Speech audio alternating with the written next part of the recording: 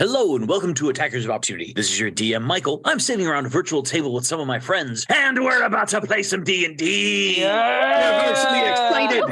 D&D. So if Gerard is working to rebuild everything from scratch again, what is it that he needs this time around, since we've destroyed some of his original artifacts? Well, he had 4 of them, so he had to replace his spell mantle. It seemed to be an artifact that protected him from the harmful parts of the magical energies that he would be harnessing for his rituals. So he needs to recreate his magical protection artifacts, yes. Do you have any idea about how long that will take? Well, if we assume the level of magical proficiency that he told us he had, it would easily take him a year, perhaps 2. If we assume that he did not reveal all of his cards, probably less than a year, perhaps much less. A year. It's a bit more time than the rest of us thought, right? Mm-hmm. Yes. What's on his list so that we can stop it? I must admit I was not given the inventory of all of the items that he needed to create it, though I imagine it's a great deal of ritual practice. It is the material to create the spell mantle itself that he has to obtain. Now, granted, he would have,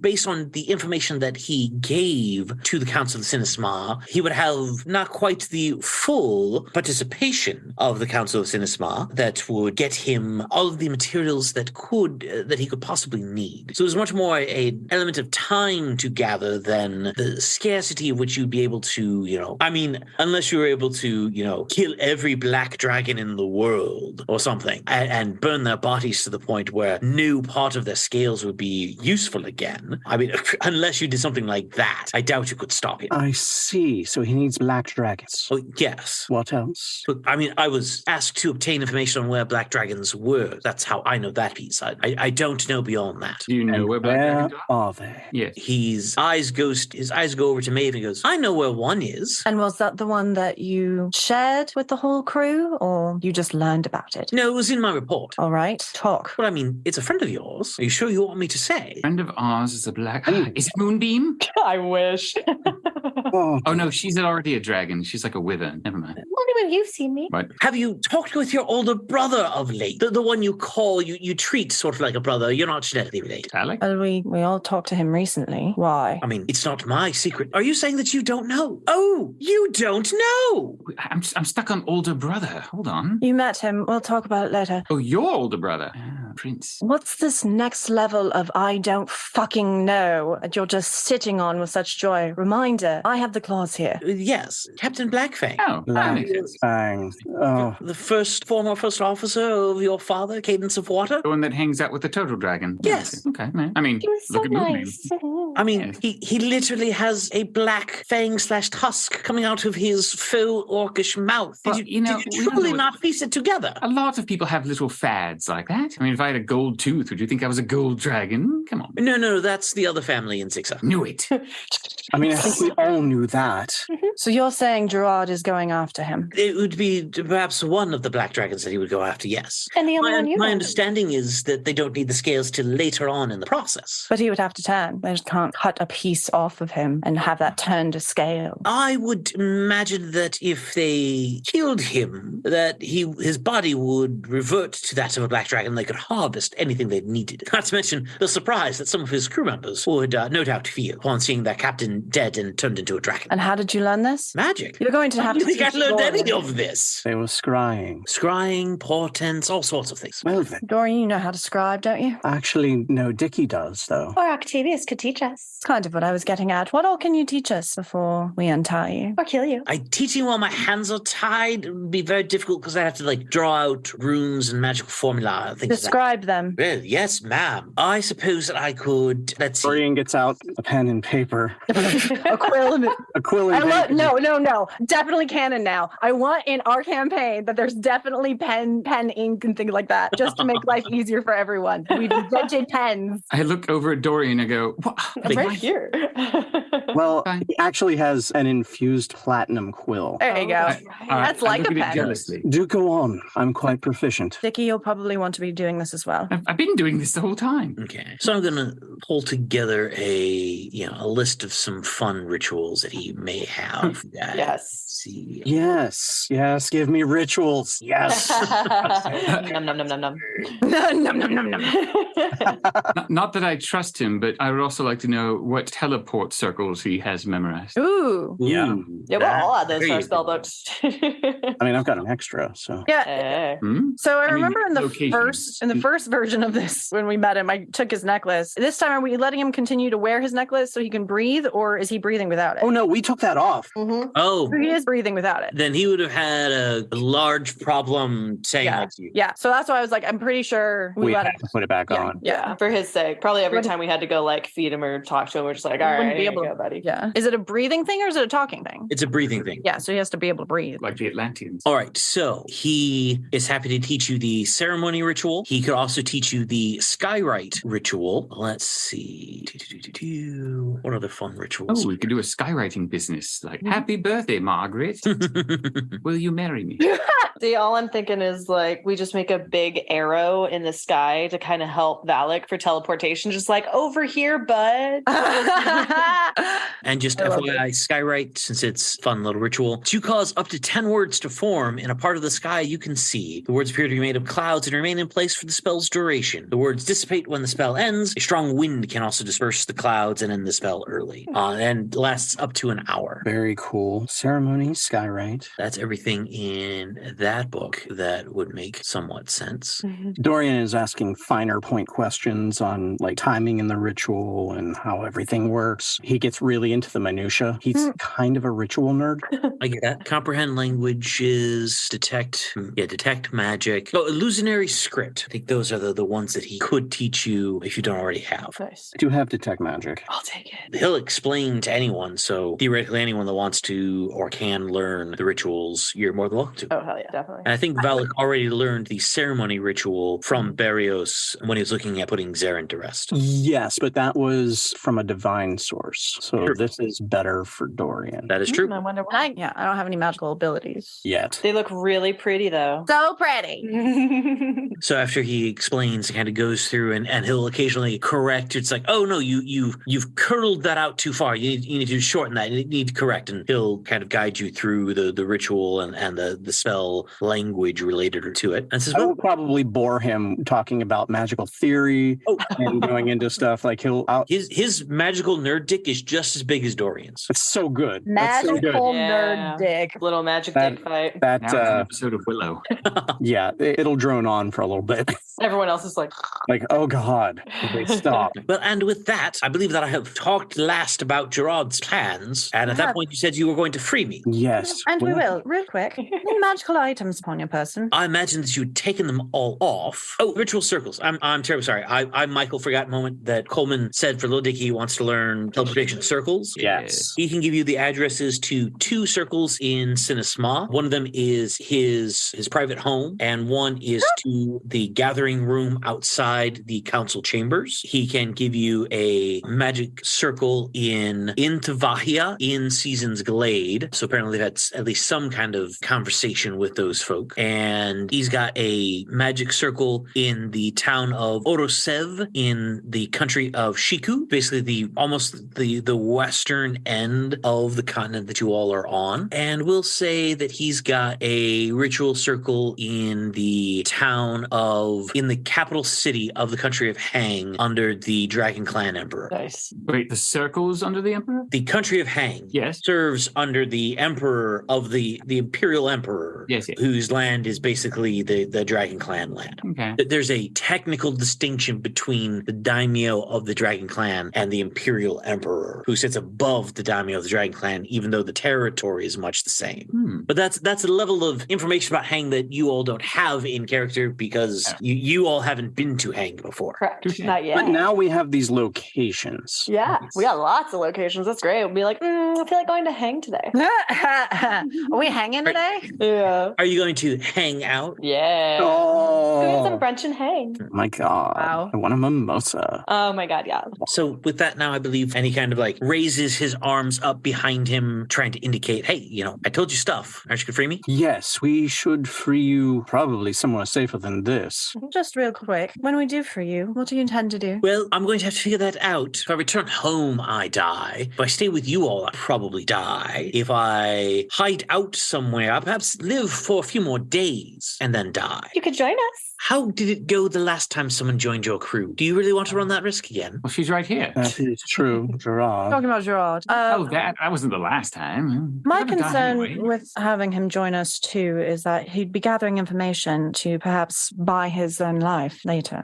I can make it so he gets hurt if he hurts us. You can. Oh yeah. Like he Is it explodes? physically, emotionally, spiritually? In his brain. No, no. Technically. That's us in what way? Anyway, Well, I do like that. I think we should do that instead. Like anyway, regardless. Mhm. Is it permanent? it can't be. He looks at you and like the left eyebrow goes up a little bit. I'm sorry. Did you tell us secrets about Moonbeam? I don't recall. No, I don't think his information was really that good. Oh, I'd like to know. Glad we didn't trade with him. I look at him. I told her how to get out of her servitude, and you're saying I didn't give her anything. No, I No. was hoping for a little more, like a background, like something about the Shadow Realm. I think she's mentioned a few times. Well, yes, he did say that. And he also did mention that one of your favors was traded to Veronestra, Yes, one. Mhm. and that is what led you to us. Oh, I see. It sounds like we are interrogating Moonbeam about backstory things that she is not quite comfortable sharing yet. Oh, I'm sorry. You're not comfortable. I just said I could help him join us. Sorry, I All was right. just making sure we covered all the bases. Yeah, look, buddy, if you're gonna die, might as well die amongst friends. Not, All go not to your hell. most persuasive. No, okay, die amongst us. There you go. That's much Well, better. I would rather not see you die. All right. I want you to grow from this experience and become your own person and live a long life. Right. That's what I would prefer. Oh, I think there are very few that will have long lives in this generation. We shall see. Go ahead, Moonbeam. Real Well, quick, I gotta know. So lifting the veil. It's I don't know how you say it. Gias. However, I can basically So does he have remove curse or greater restoration? How would you know what spells he has? Ask him. Just ask him. Yeah. How would you believe whether he said yes or no? How could you believe him one way or the other? Insight checks. Yeah. Let me Okay. see if I have Cone of Truth. I was like, yeah, does anybody have? Yes. Oh yeah. Do that. There we go. Valak? Does Valak have that? Oh, that seems like something you I'm sure he has an aura. no. I know Rocinante had it, and I'm like, should have. I think Izan has it as well. That's right. Yeah, that's a good one. At the point we're recording this, the Samurai Sunset episodes are actually coming out on a weekly basis. And at present, I believe you all have dealt with the assassin Georg in Yeah, that Georg. particular campaign. Oh, I was thinking about that the other day. I was like, that was a good bait and switch kind of thing. Did you guys see what Colt said? Yeah, Charm him to tell the truth. That's a possibility. I like it. Yeah, me too. So if Valak would like to cast Charm on him to try to convince him to tell the truth, that's certainly an option. Valak, does that mean he has to make a saving throw? It does, but it's not charm in the traditional sense. I am casting hypnotic here, Ooh. which does charm the others. Okay. And see, it's like you could have charmed multiples with it because it's like whoever sees it. Obviously, it's not the my alleys. Okay. What is the DC on the saving throw? The DC is 15. It is a wisdom saving throw. Wisdom saving throw. so what are you doing, Valak? He got a 17. Nothing. I'm doing nothing apparently. Twisting a pattern of color weaves through the air inside a 30-foot cube and gives no effect. Well, it was very pretty. It's very pretty. I mean, if you want to And say what you're this is trying the to do, best Moon part. can try. Because the components for the spell is a glowing stick of incense or a crystal vial filled with phosphorescent material. So Valak holds the glow stick and weaves it around in the air like he's dancing at the rave. Yes, Valak is absolutely a raver. I love it. All right. So the hypnotic pattern does not appear to affect Octavius. So Moonbeam, it seemed like maybe you had a backup plan? Yeah, as soon as that happens, Moonbeam's gonna some of her pixie dust in his face, and it's the same kind of thing. Charm person. He has DC 16 though. DC 16. Okay. Wisdom saving throw? Yeah. Okay. He got a 14. Yes, perfect. Okay. So he is charmed by Moonbeam for the moment. Aren't we all? All right. So you are asking him going back to the question that you were asking him at the point where you're trying to charm him. Yes. The question was, what are you going to do after this? Was that it? What is he That gonna do? was what someone else was asking. I was asking what spells he has. What spells? You were asking specifically for Greater Restoration and Remove curse Remove Curse. or wish, but I doubt he's high enough level to have a wish spell. Right. If he was high enough level to have a wish spell, you probably couldn't have captured him as easily as you did. Yeah. Right. And he goes, well, I don't have Greater Restoration, but I know people that do. Whoa. Oh, wonder where those people are. Weird, strange. Could never tell. So that means your spell would only work to the point that he could get himself to someone who can cast it, right? True, but he would hurt himself if he tried to. Well, no, because removing a curse off himself doesn't hurt us. But leaving us would. Leaving us would hurt him? If he does anything I don't want him to do, he hurts himself. How long does this last? As long as I want. Yeah, y'all should be terrified. And how frequently can you cast this? Once a day. You know we're friends, right? We're good friends. Oh, yeah. She furrows. She likes to rubs her little ear. So I do want to just clarify, because it fell. The spell lasts for 30 days. It does, and she can cast it once a day. It's easy enough to cycle that, but technically it lasts Technically, for just 30 days. Not Yeah, so like the 29th day, you just cast it. Yeah. And within the spell, you can set parameters? How many? It's if he just does something I don't want him to do. And how long have you been able to do this? I'm sorry, I didn't catch that. Next question. Okay.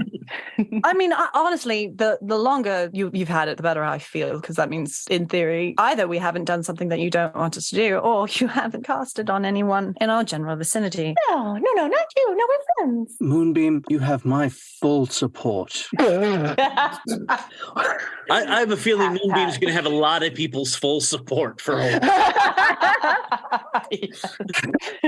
Just remember what the definition of a dictator is. Starts with dick. We don't want to be dicks. I am not a dick! Potatoes.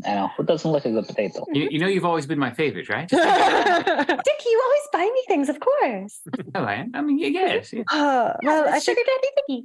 I think terrifying Pixie aside, this is probably our best course of action for the time being. Anyone else have questions? He's still just sitting here. No, I'm all set. I don't know about the rest of you. I have an out of game question. Mhm. The folks that I ran into, I forget, in Dorian's town, I went into a bank and they all stood up and they knew all these things, blah, blah, blah. Is that this group or is that a completely separate? That is a separate group, and they are 2 or 3 episodes away from doing their piece. Spoiler, because I was going to ask him about them. Ooh, okay. He knows anything about them, but I don't remember what I know they called themselves something. The Order. Oh, just the Order. Okay. That's probably what I don't remember. So anyway, we are going to probably cast that on you and you're going to join us for a while. In the meantime, I think it would be so great if we all just got up, got some actual food in us and talked about the Order. You mean the counterpoint to the Fellowship of the Eye of Blood? Yes, of course. Over a fine meal, perhaps a nice glass of Chianti, we could have a conversation about that. Sure. We'll find you some fava beans too. Oh, are we going to make fun of them? I love making fun of them. Lava beans, lovely. So I think that's probably where we're moving to next, unless it's like a big thing for you to cast that. No, it takes a minute and I just have to say some stuff. Boop, we'll boop on the nose. Well, technically, he gets a wisdom saving throw on it when you cast it. That's true. But he's charmed. He is charmed. He is charmed currently, yes. Yeah. So if you do it now, how long does charm last? An hour. Okay. Poor dude. Poor guy. Never had a chance. It's funny though, because in the OG, he definitely had a chance. Yeah. Well, yeah. Yeah. The OG, he died very, very quickly. Oh, yeah. In the multiverse. Oh, that's fair. Yeah, he did die so fast. This variant lives. Okay, so tell you what, because he's charmed currently, I will give him disadvantage on his saving throw. Perfect. Which would almost assure that he will fail, but it's possible that he'll win. It's true. Could roll high. Okay, in that case, there is, he fails. He rolled actually a 1. Yay! Saving Oh, he throw. failed Yay! epically. It's a 5 with the end of the number, but yeah, rolled a 1. So yes, he's under your guess. I would like to know the specific phrasing. Yeah. And we're going to write this down. Had the phrasing that Moonbeam would use to make sure the phrasing of the spell, The phrasing of what Moonbeam does. as I read it, you are forcing him to carry out some service or refrain from some action or course of activity as you decide. Mhm. So I would like to know how you are phrasing what the course of action or activity you're trying to get Can I into. or can I stop. pitch a phrase? Yeah. There's no like word limit, so. You will only do things that will bring me and my friends joy. That's so cute. Wow. Witchcraft, baby. Okay. It's all about the positives. Mhm. You will only do things that will bring me and my friends joy. That was the phrase? I'm trying to think of alternatives too, just in Okay. case. Yep. That's perfectly fair. Yeah, because if that is the letter of the law, then the guy can't go to the bathroom unless I mean, he thinks I it's would going to make us happy. That's not true because like it wouldn't anger us. Like we'd be happy he relieved himself because we don't want to deal with the ramifications of that. Mhm. Not angering is different than bringing joy. Yes. Yeah. My thought was making it a simple meme kind of thing, just being like, you're our friend, friends help each other and never betray each other. Friends stick together. Friends don't lie. Yeah. Oh my God. I knew that was coming. Yes. I'm going to get nitpicky here because with a spell this powerful, the way the DM kind of gets around it is by You got being it. nitpicky. Yes. As I read the spell, it's you place a magical command on the creature. Mhm. Carry out some service or refrain from some action. Mhm. So by saying you are our friend, you will act like our friend, and our friends like us. I you need a I lot of interpret that as ands 3 and buts. sentences. Yeah. So I need ands or buts or howevers or something to link that through. I love that this is basically just Moonbeam forcing someone to be her friend. You will act as a faithful and stalwart friend to Companion. the platinum ring. Yeah. That's I like one that. sentence. That's one sentence. I got And it. never I like betray it. us. That's faithful. Yep. I'm also trying to think if there's anything else. Stay faithful, stalwart, Never and will betray us. and will protect yourself and us. He's loaded with information. It's And if true. we've got one more person to protect us, I mean, I guess we don't have to say protect us, and you would do no harm to yourself. Well, a friend. Yeah, it's basically like you Wouldn't do will that. serve as a faithful and stalwart companion to the platinum ring. Then if he killed himself, that would be kind of in opposition to the command. That would hurt us. Yeah, it would hurt him. Yeah, Him hurting himself would hurt, would hurt us because he needs to be our because we're friends. We're friends. Yeah. That hurts friends. With no thoughts to self-harm. Mhm. Yeah. Yeah. Okay. What's this dude's name again? Because am I moving him from Octavius. enemies to allies? Am I what are we doing? Octavius Trigg. Yep. Okay. So I have your current phrasing as you will act as a faithful and stalwart friend to me and the platinum ring with no thought to self-harm. Did you put it in the chat? Sorry. I just... Yeah, I put it in the roll 20. Gotcha. I put Sorry. it in the chat in the Facebook chat as well. Gotcha. Visual learner. Oh, all the cracking. Let's see. It is now in the Facebook chat. Gotcha. Sweet. I'm okay with that. Everyone else okay with that? I'm good. I like I it. feel like Sounds Michael's awesome. still going to find ways around it. Oh yeah. I mean, he's clever dude. I already have 2. Perfect. Great. Perfect. Well, we all like to kill, so you know. Yeah. All right. So you cast Gaius on him. He fails his roll spectacularly, and now he must act as a faithful and stalwart friend to you in the platinum ring with no thought towards self-harm. Okay, so you have made, at least for now, Octavius Trigg your friend. You all have woken up. Since he's your friend, I'm assuming you move to untie him at some point, yes? Yeah, we untie him. You untie him, you untie his legs, you take him out, and he's able to have a meal. And again, you sense that there is a internal battle with him sitting at the brunch table now at this point of trying to keep decorum, but also ravenous hunger and thirst that he's trying to slake. So he definitely spends a bit of time, and a couple of the Silver Thrust guards and attendants that are bringing you all food and drink, seeing this guy that you've imprisoned for like 5 days. Now suddenly he's, your friend. There's definitely a couple of odd, like quick micro glances as people are like not trying to question you all, but it's a little weird for them. Don't worry about it. None of your goddamn business. For the platinum ring, bitch. People change.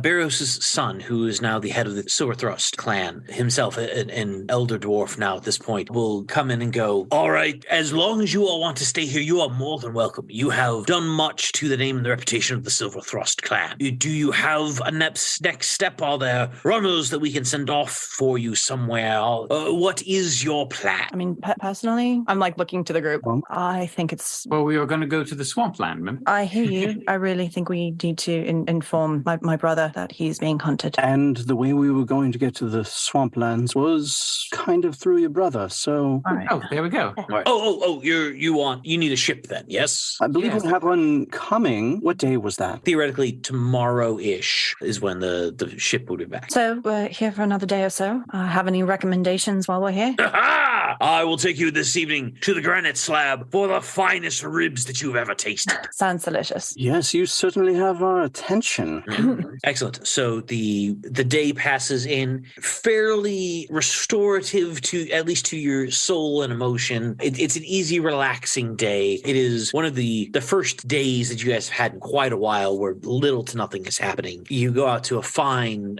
fancy dinner. Anyone who orders the ribs, it is the barbecue sauce. It goes up to past your second knuckle on your fingers. That's how drippy and gooey and just how much you all are devouring because of how tasty these treats are. Got so much barbecue sauce in that fur. Just Nom, nom, nom, nom, nom.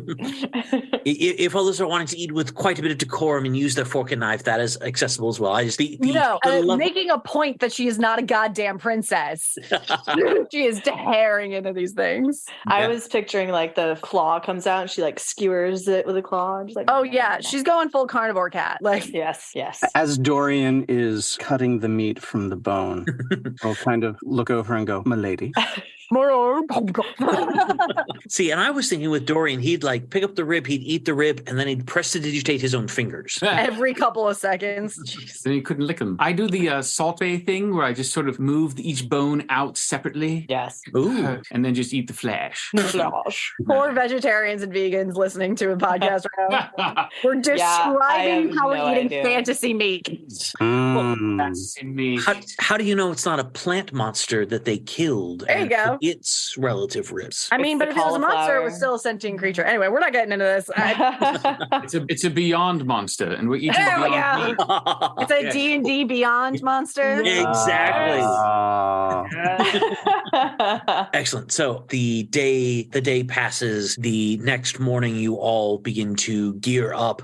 You repack your bags. You've stayed here for several nights now. This is one of the better rested moments that you all have had since starting on this journey now months ago in the timeline of the world. Keep casting non-detection on Octavius. Okay. So the dwarf come to you. All right. Usually, your friend comes in with the late morning tide. So if you all head out about now, I imagine you'll get there just about in time to see his ship come into the harbor. Thank you so much for your hospitality and everything. We appreciate everything you've done. For taking my father on one last adventure, letting him go out on his own terms with one last adventure, one last story to tell. There was little that I could refuse you all from asking. Oh. Well, he rests well now. He rests well indeed. I do not know, other than your friend here who's clearly a knight of Rao, I do not know necessarily how all of you feel about your faith in the gods. But for me, I view stone as like water, just a different medium. If you strike a stone with a pickaxe, if you hit it strong enough, the impact reverberates through the stone. Much like if you drop a stone in water, the water ripples out. I feel that the good deeds that one does are like a stone being thrown into the river or a hammer striking the stone of a wall. It ripples and reverberates out so that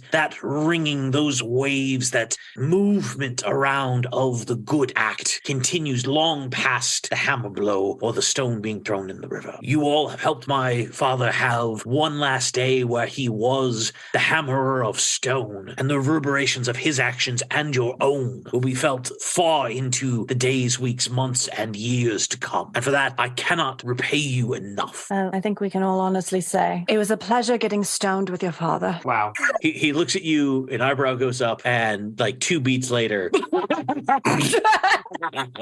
Yes.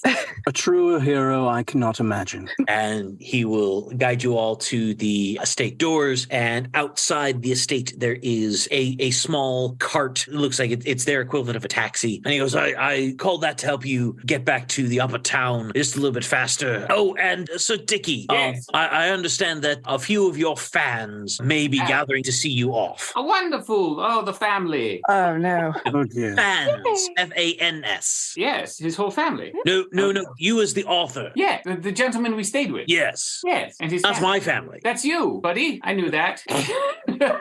This whole He's time. already been drinking this morning. Someone is continuing to get stoned in the memory of my father. Yes, there it is. I thought you were different people. Is this the state you want to meet your fans in? No, sorry. Let's do it. Yeah, no, we got this. I drops. All right. So the five of you, including Octavius, all get into the hack and start headed towards the upper town. There is quite a bit of movement. A lot of the dwarves are out and about doing their business. You see the occasional member of another race, but it's like 90% dwarf here. So when you do see the occasional Aarakocra or other human or something like that, it's the uncommon element. As you guys get towards the kind of demarcation line between the undertown and the upper town being the group that is actually in the sunlight, the houses that are part of the harbor, your eyes take a moment to adjust as you start to get closer and closer to this line. And as you cross over fully into the sunlight, all of you feel for the first time for several days, the sun truly hitting your skin, that warmth of that light reinvigorating you all again. There's a little bit of eye adjustment, and maybe one of you raises your hand to block out the sun for just a moment as your eyes adjust, but you continue into the upper town. Here again, there's even more hustle and bustle than there is in the undertown, and you all continue your way towards the port area. As you all get off the hack at the port, roll me perception checks, especially Dicky. Excellent. And that is a dirty 20. 23. Oh, damn it. Perception. 11. Sounds about right for Dickie. Oh wait, hold on. I roll an advantage. Will that ever work for you? It worked once. Once. All the And time. Dun, dun, dun, dun. Not this time, though. not this time. No. All right, I believe Maeve and Moonbeam did get high numbers on that, though. So you see that there is a cluster of dwarves around a figure who looks like a tax collector that Moonbeam, you all have seen that fellow before. And it is, in fact, the gentleman who was the huge fan of Little Dicky. And there are 4 or 5 other dwarves, and they constantly kind of have their heads on a swivel, and they're looking around. They have not spotted you yet, but if you stay around the port area, it's likely that they will spot you all at some point. But isn't that the guy whose family we stayed with? No, you guys stayed with the Silver Thrust family, which is Barrios' family. No, I mean when we first When we got here. first When you got first here. got here, yes, you stayed with the tax That's what I collector for a said. night. A family, yes. That's what Coleman meant by his fans. This whole time, the guy and his family. Yes, my family. Yeah, not the Silver Thrust family, the tax No, No. not the Silver, the people we stayed with That's- when we first got here. That, First night we I got think here. is the distinction. Who's on first? Hold on a second. Yeah. Yeah. All right. So they are nearby, but they have not spotted you all yet. I will even say, Maeve, almost certainly your eyes would turn towards the water to try to see what ships were at port and if any ships were coming in or recently departed. About half an hour of watching, you see sails begin to unfurl and a fairly familiar prow begins to cut the waves towards the port. And this is, in fact, Black Fang's ship. It's still at least another hour, maybe 2, before it can actually shore up to the dock, but they are at least now visible on the horizon. He's here. Which means he's still alive. Hey. Are you all keeping distance from Dickie's fans, or at some point is someone going to go over and talk to them? I put him out for sure. I was gonna before you got into the half hour thing. I was just gonna turn to Moonbeam and go, should we tell him? There are. Little Dicky, it's your friends. No, over here.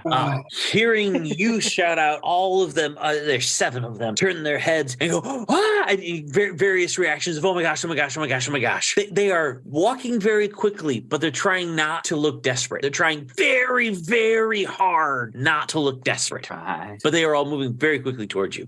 And as they begin to approach, the dwarf that you'd spoken to previously goes, "Oh, well, see, you came back up. I knew you'd have to be here someday. It's good to see you again, sir." True, Bruce, eh? Yes. I told some of my friends who are fellow fans of your books that you were here in town. They almost didn't believe me until I showed them the signed copy that you made for me.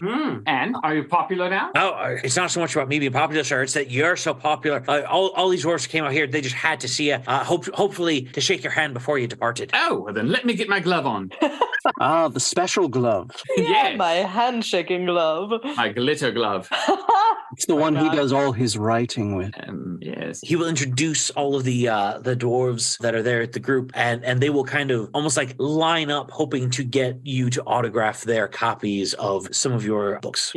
Any of you good artists? Yeah, one of the female dwarves in the group raises her hand and goes, "I've been known to draw a few good images here and there." Oh, wonderful. Here, let's get a picture together. Go. All right, nobody move. Don't have time, Dickie. We Hold don't on. have time. Give her a chance. Few more minutes. She'll pull out some charcoal and a piece of parchment and start trying to draw some images. I'll roll a d20 to see how good the image is. God, I hope it's not bad. I'm praying for it to be not bad. Like a 4. It's an 8. Okay, so Not great. she had an 8 on the die before adding anything. Okay, so the image is recognizable. Not all the dimensions are quite right. Dickie's somehow a little smaller than most of the other dwarves. Some of the facial features are a little distorted on the dwarves. Clearly, one of the dwarves she very much doesn't like because like his beard is all twisted up and gnarly and has chunks seemingly missing from it. So maybe that guy did one of her friends wrong or something. I never know. It's an X. But it's very clearly one of the dwarves looks worse than everybody else. But Dickie's plinth helm is drawn in very good near realistic detail. All right, now everybody make a funny face and hold it. No. And about that time, the ship starts throwing out its lines to be pulled up to the dock. Oh, gotta go.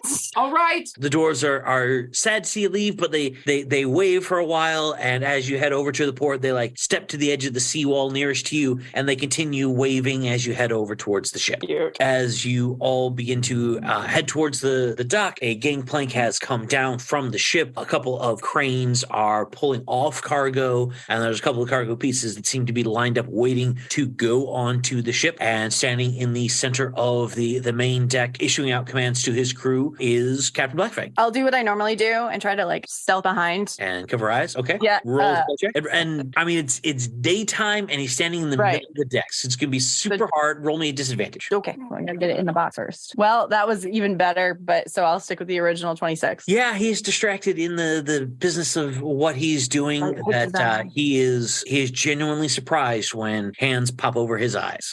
He like startles for a second and then catches up, and his arms come up and grab your forearms over his head, and he lifts you up off of his eyes, and much like an old game, he lifts you up high enough where you can like kick your legs over, and he plants you back on his shoulder. Yep, that's precisely what I do. And perch. Little tail just like whipping back and forth. Yep. Well then, Miss Maeve, good to see you again. You and your friends done with your business here. We are for the time being, yes. Good. I imagine then you'll be wanting transportation off somewhere. We would like that, yes. We're going to have to talk about a few things, by the way.